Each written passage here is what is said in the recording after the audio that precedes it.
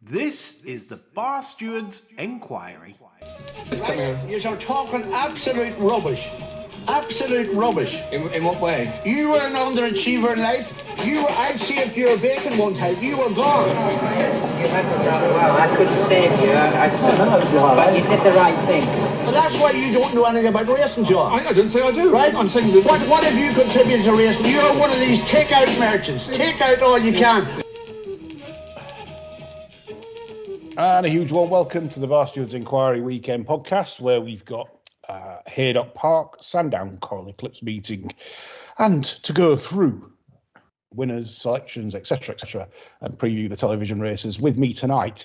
Only three of us, but it's three good uns. It's myself, John Lang, and Nick Davis. Good evening, chaps. Good evening, Lee. Evening, everyone. Yeah, and now, of course, before we go on to best bets round, we've got the quandary of the old thunderstorms angle tomorrow to potentially deal with. So you may want to bear that in mind as well when you're punting, if you're taking prices this evening or even first thing tomorrow morning, that you could literally come a cropper to the adverse weather that is, like I say, forecast at Sandown and Haydock. So please bear that in mind. Okay, best bets round, where we go 1, 2 and 3 points. Nick Davis, your 1 pointer, please. Well, I'm going to the Sandown 415, and it's one that finished last time out, but it has thrown in the odd dodgy one before in Mr. Gosden's Honiton. I don't think there's any pace in this race at all, and I can see it's picking up a good position for Buick. Epsom was worrying, but it did a similar thing last year at Ascot and bounced back because it finished 15 links at Ascot last time. It didn't look at ease last time behind Epsom, behind Cadillac. Too bad to be through. Before that, it's won over Newmarket well. It's won over Sandown here well. So yes, I'm giving it another chance because I always give them one more chance if they just had that one caput, and it's a nice price. Lovely jubbly. Yeah, I can see it's 10-1 available. Just checking that out to make sure that that's correct. 9-1 generally available, to be fair. It's only 10-1 in the place wheels. So it's a good start, Nick. And I'll follow it up. And we've already got a Claxon because my 1 point win bet is Honiton in the 415 at Sandown. Similar reasons to Nick. He didn't handle the track at Epsom. I also felt here that the pace scenario was rather favourable. I think this lad could nip out and get handier on the front end quite comfortably and have the run of the race sort of thing, which do count for a lot in these races where horses with high handicap marks tend to just be what they are, because obviously a lot of them have been hit hard through the careers, and this is why they're ending up in the 90s. So I always think the run of the race is very important in races like this, and that's the reason I'm going for it. So an asthmatic horse Claxon for a 1 point win, Honiton to match Nick's at the 9-1 generally available. Lovely. John? I'm always Haydock, John. Yes. Because I love the place. And my first one is in the 205. And it's Chile, trained by Brian Ellison, who I did a bit of a disservice to at the start of the season because I thought Brian had killed this. But he hasn't. He's skillfully nurtured it and brought it along to a peak for this race here tomorrow. Massive eye catcher last time at Chester. Has missed a few tasty looking engagements to come here. I've been gagging to back it in the engagements it's missed, so I've got to rock along with it here, really. I mean, it's horse he thought was good enough for the Aiken last year, and looking back, he probably floundered for pace. But since he's gone up in distance, he's really found his niche. That was the first try at 12 last time, and it's the first time in ages he's properly finished a race off. It's a competitive heat, so I'm going to go half a point each way. Half point each way, that's 11-1 with Paddy's, Betfair and BetVictor. 4 places each way for John. Good start to the round. A couple of 9s, Pokes, Claxon, and 11s from John. Okay, I'll start the 2 point round off. The 3 o'clock at Sandown is where I'm going. It's the Coral Distaff. And I thought this was an ideal opportunity for the Carlton Palmer trained Stenton Glider to do the business. Breege is an absentee, leaving this a very weak race indeed. Magical Sunset, Stenton Glider's already beat. Bridestone, I don't think, is much off 93. Stenton Glider a bounce back to form after a slightly disappointing effort in the Guineas, but we can forgive any horse a bad run at Newmarket in the spring. You've seen that with several horses coming out of the classics. And I like the form with Remarquee in the Group 3 at Newbury, the Fred Darling. Swing Along as Frank the Form, the third horse. And I think that's strong form. Remarquee is Frank the Form, obviously running so well in the Coronation at Ascot. So I felt Stenton Glider with that second in the German 1,000 Guineas. Yes. Good form, that. But yeah, it's a nice bounce back. It's certainly better than these anyway. Like a lot of these 80s and 90 horses, they shouldn't be in the same race as this. So 11-4, I think it's sort of banker material, even for fillies. 2 points win at 11-4, generally available. John Lane. 425 Haydock, and I'm going with the veteran at Safe Voyage because I think there's going to be a proper tear up on the front end here. And Tullyhope is the best jockey in this by a straight length, and he'll know to keep out of this till the end. The horse has been running well from marks like this and 100 down over anyway, for the likes of Jason Hart, Jimmy Sullivan, and even Holly Doyle, for fuck's sake. You'll think he's at Butlins tomorrow with Danny up. Well, the problem is Racing Post saying Jason Hart. Behave. No, that's what it says here. But then it's strange. It says Jockey Daniel Tudor when it's declared, but actually on the race card itself it says Jason Hart. Oh, dear. Well, so, anyway. Jason Hart knows what he's doing, I suppose. I'll have to stick with it, won't I? So, we'll go with that. 2 points win. Yeah, ran perfectly well last time at Ascot behind Rebel Territory. Can see where you're coming from, John, with a pace war, certainly. I'm hoping it drops in its lap. Yeah, you've got ages since it won. Yeah, Guido, Mount Athos, Chartwell House, they're all bombers. So, yeah, good stuff. Nick Davis, finish the round off. Right, I'm going to Sunday for the last race at Chelms. And I'm going with the veteran Lord Ridford. Now, this is ridden totally different when Hart rides it on the sand. It usually leads there. It's 3 from 8 at Chelmsford. He's got 3 inside him that won't get out. John 4. Now, you won't be going close here, or even winning won't really matter because I don't know if he's going back to Goodwood. But he's £10 below the last marquee run at Chelmsford, and you think the ground totally went against him in that fast of a race at Epsom. So 1 point each way, and I think there's one person going 8. That's the only person going up at the moment, Hills. What time race Sunday is that? Last race at Chelmsford. Last race, the 5:40. Yeah, I've got it. Yeah, like you said, Lord really good course record. Jason Hart seems to be the theme. You like Jason Hart on sprinters, don't you, Nick? You do, yes. Yeah. So, yeah, Jason Hart on board, and we'll give you a fair price. It's 8 at the moment with Hills, and we'll see when the rest open up. But 8-1 for now for Nick for his 2-pointer. So, lovely finish to round 2. Thank you, Nick. John, kick us off with the max bet. Right, I'm in the Old Newton Cup. I think last time back the winner was Clan Rallier in the 80s. But we'll give it another spin. Martingale backers are in, John. Yeah, absolutely. And it's a split-stake wankering job, I'm afraid, because despite it being a detestable combination of Mulrennan and Jim Hit the Pink Goldie, which is not something I would want to be tipping up as a role, but anyone can say this thing's well treated and just coming to the boil. Won't mind any rain or thunderstorms either, so I think it's a fairly solid option, this one, and that's Yoke and Glen. However, Dark Jedi is just about weighted to dead heat with Yoke and Glen here. And the way I see this race being run, I think he could benefit from having a better track position, given that there isn't hurdles of pace on. Now, Duran knows this horse better than he knows how to make Kirby scream. So, and he's off a mark he can definitely win off as well. So I'm going a point each way Dark Jedi and half a point each way Yoke and Glen. Right, so I'll just get this right so I don't make a mistake. So half a point each way Yoke and Glen at 16-1. Mm-hmm. And 1 point each way Dark Jedi at 40-1. That's lovely. That's your play. Bit of Duran. I can see some wild boys being played, John. Or is it girls on film? I'm hungry like the wolf. Right, nice one. Good stuff, mate. Nick, coming to you for your max. Right, and I'm going to go for the Coral Challenge. And usually for a Sandown race, it's not masses of pace here. I mean, the Johnson one will go forward, Spirit Catcher and Major Partnership will go forward. They're not blazing front runner. I mean, Spirit Catcher he ran on the Newcastle with that awful race with left hand, just got up and done it. But he set a really slow pace there. So I think track position is going to be very, very thin. I'm coming down here to slightly think. I've seen to have Mr. Buick Day, silent film. Good comeback when about 8th and 9th in the Buckingham Palace. I'm hoping he's to be ridden more forward. I mean, interesting that Buick's got back on him because he's transferred to Williams from Appleby and Buick rode him before.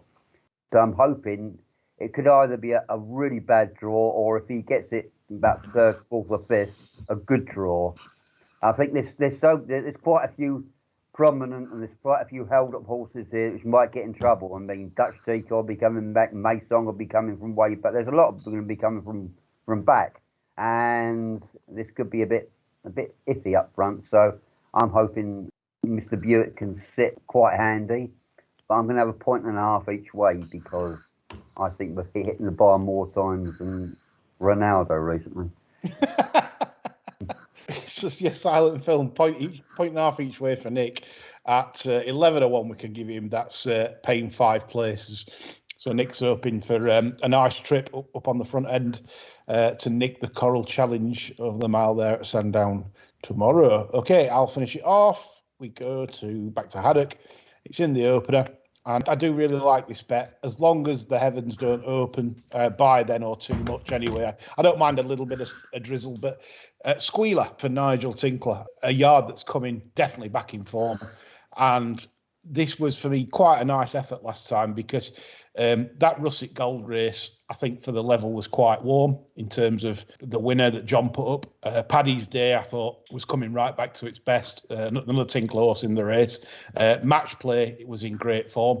So I think it's really solid. Now, the angle for this is obviously it's dropped again in the weights to 84. Now it's becoming well handicapped. The useless kid that rode it that day, Alex Jari, is off. And the less useless, but still useless, Rowan Scott is on. So I thought this was a bet. And as well, you've got the added bonus tomorrow at Haydock that there's actually a tailwind tomorrow in the straight. And Squealer usually goes pretty handy. So I'd want to be on and around the pace tomorrow. And Squealer, I thought, was quite a lot of value at 9-2. So that's where my 3 points is going to finish it off. Okay, chaps, let's move on to the television action. Obviously, you've got the big race at Sandown to go through, but we'll start off at Sandown and we'll go for the Coral Charge. Anything, Davis, I'll come to you on this. Anything that you liked in the Coral Charge? Oh, it's very, very, very hard, isn't it? I mean, Marshman doesn't seem the same the last few runs. Tyberflow won well last night. Russell won it last year. Oh, you can throw a blanket. It's whoever gets the run, isn't it, there? I think so. You've got to say that it's so tightly matched. I mean, you've got to look at official ratings, 110, 109, 108, 110, 108. It's the difference between missing half a length at the start, and that's it. Yeah. You know, you've probably done it if you do that, or may not. Who knows? But yeah, I was like you. I found it very hard to come up with the selection in this. John? Bunch of horrible bastards, aren't they? Yeah. I mean, what's wrong with Marshman, John? He's been a disappointment, hasn't he? He was maybe busy enough as a 2-year-old, you know, and they get a bit sick, some of them, don't they? You know. He doesn't seem to be finishing off his races that well. Nah, he's lifeless, isn't he, really? Ain't got no soul. Ain't got no soul. Yeah, obviously, you look at the... Anaf really is the form horse. You've got to say that. The third in the King's Stand is certainly holds up here as being, yes, that's the... Do you not find, like, the trouble with these? You end up picking out, like, 1 or maybe 2 bits of form, and the rest of the time they just run like proper creepy bastards, don't they? Yep. You know, a lot of them. Yeah. And I think that's pretty endemic right across the sprinters at the minute. We're crying out for a couple of tip-top sprinters, aren't we? Yeah. You know, you can set your watch back because we ain't got them at the minute. What about Lady Amana that you backed last time? Could go well, could run last. You know, I mean... Yeah. It's either gets a run from there. Than number one. She looked all right the other day, but who knows? Yes, You know, fair enough. I don't think you need to go to jail over this. No. Right, on to the Coral Challenge, where Nick has already mentioned what he thought in terms of sort of bit of value in terms on the front end silent film for Buick and Ian Williams. I got no selection for the race other than I found it interesting that Miss Yvonne Jakes sold up this horse. She doesn't usually sell, to my memory. She's not really a seller. And she sold this for 150,000. And that form with Helm Rock is obviously quite strong form, Nick. Yeah, the only who is this Tommy Jake? I mean, he's only rode one winner, hasn't he? Oh, the jockey. Yeah. Yeah, he's a bit raw.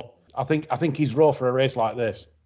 Because he's Mason's going to be coming from. He's going to be drawn 9. He's in probably the middle to the back. It's going to be. He'll get bullied out. There's a lot of them be coming from. There's going to be a lot of them coming there. Track position, jockeyship's going to be at a premium here, I think. Yeah, no, I agree. I agree. John, have you can you make head and tail of this? At the 4-day stage, I had one in this that I was going to ask you if I could have all 6 points on. It's not running. Oh, right. But it's probably going to run next week, and anyway, I'm probably going to be insisting you put it up as an edge bet. So I'll say no more about that. This particular race, I wouldn't want to see Intelligent win at the big price after thinking it had half a chance at Ascot last time. Yep. I thought Revich might go handy and run well at a big price. Pirotto, well, he was awful last time, but was he maybe just on it enough and they went quick? Might be better here. 7-1, it's starting to look a bit thin, innit? He's an expensive horse as well, isn't he, Pirotto? I mean, it's got the head gear, it adds this, that, and the other. He's a depressing horse. The trainer's becoming depressing as well, isn't he? Roger Variables. We're not thrilled with him so far this year, are we? No, we're not. Spirit Taxi keeps running well for the Quilt. You know that'll be handy, surely. Yeah, him in major partnership with the pace angles, but they're not out and out blasters, are they? No. That's why I thought position would be paramount. It's a trappy race around this gasol, isn't it? Really, you know. Yeah, and of course, added on top of that, as I mentioned at the start of the show, you've got all the variables of Roger Variables and the weather, which could be key to races. Who knows? Depending on how much he's stuck on throughout the week, we'll see if he does take thunderstorms and heavy showers well. Don't forget, it hadn't rained today, but it don't mean to say that if it does rain, it won't change very quickly. That's how water ground can work sometimes, so it is tricky. Right, coming on to the Distaff, where I'll zip up because I've tipped the 5. A bit unoriginal, but at least I think it's pretty solid, really. Widest draw might be sort of an issue early, but I don't think it's the be all and end all at Sandown to be drawn on the inside. In fact, some days I think the rails are disadvantaged. So yeah, thoughts on this, Nick, or is this a gin and pate race for you? Oh yeah, I'll be otherwise gone somewhere. I thought it might be. 3-year-old fillies are not your bag, John. I have to be honest, I've accidentally glad when the other came out. Did you fancy Breach? No, but I thought Breach was a fair old danger. And once that was out the way, I thought, right, that's it. And I think that is it, to be honest. Yeah, I'd be disappointed if Stenton doesn't do it under the drunk. Ought to win this. Yeah, it should. I agree. Right, disappointing Coral-Eclipse. And again, it's sort of posing a question for its place in the racing calendar, the way it's standing, because the race seems to be pretty much on the decline. It's rotten, isn't it? We've had some of this in the 80s, though. We had Rainbow Quest v Pebbles, didn't we? There was only 4 runners in that. We've had Nash One. There was only about 5 runners in there. Well, Nash One's Eclipse was a bit tasty, though, wasn't it? Yeah. Nash One warning. Indian Skimmer. Breeders' Cup winner in second. Yeah, 200 to 1 that day it was, I think. Yeah. 200 to 1. Tomorrow, why have they got rid of the headgear on Emily? Probably liven her up over the shorter trip. That's a good point. But that is a good point also, Nick. Obviously, her improvement has come with the headgear. She seems to be settling better when she had the hood on. So maybe just a point to before you play to watch her go to the start and see how. Pace. She had the 10.52 sectional. Oh, yeah. gears wise, this filly 10 is, she doesn't need 12. She's just basically obviously been campaigned at 12 with the Oaks and back end of last season, the King George. I probably think she'll be better over 10. She's got the gears for it, like King of Steel, that kind of thing. And she'd be the favourite for me in this. I still take a view on the 3-year-old colts at a mile.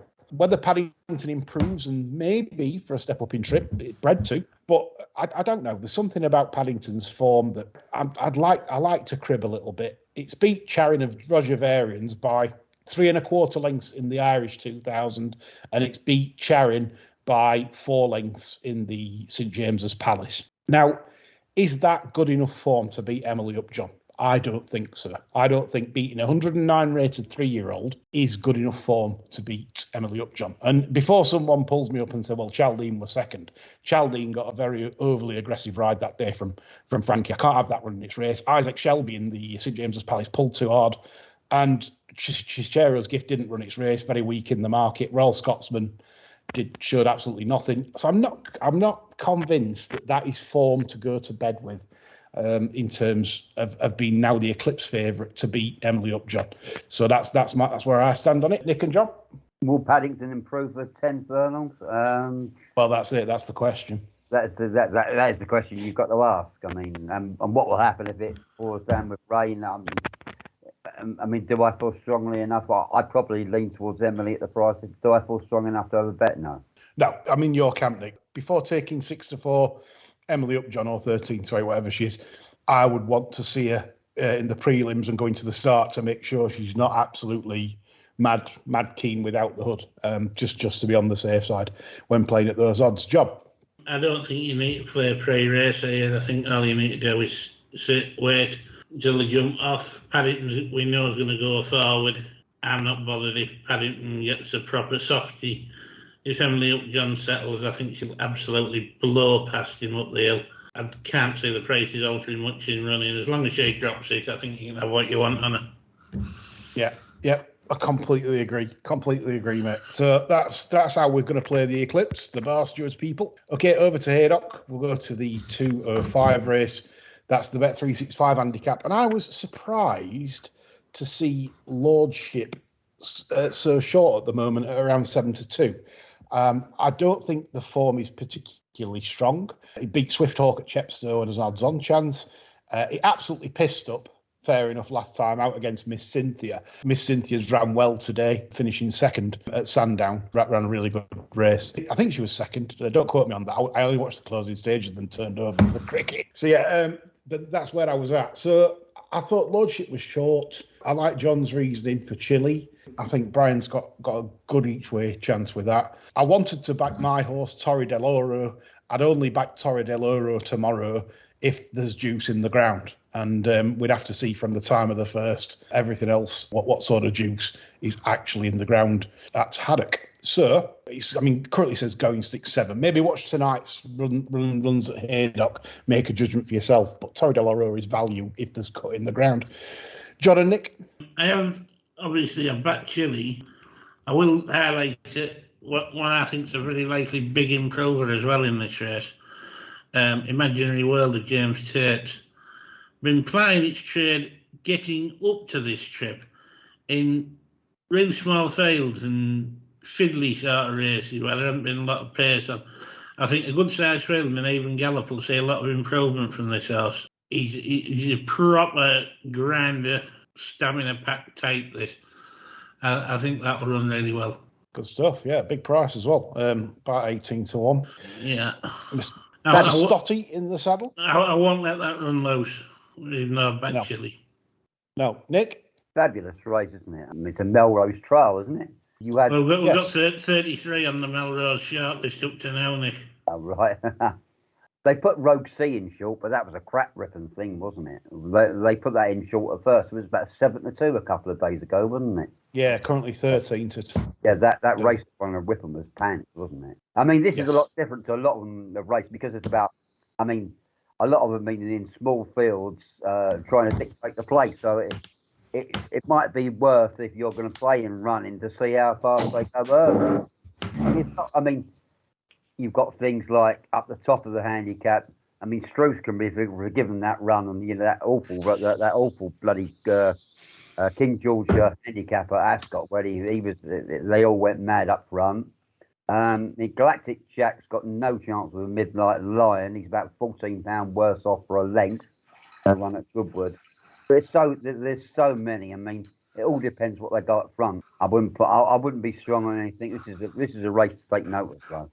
So. My sort of take on this as well.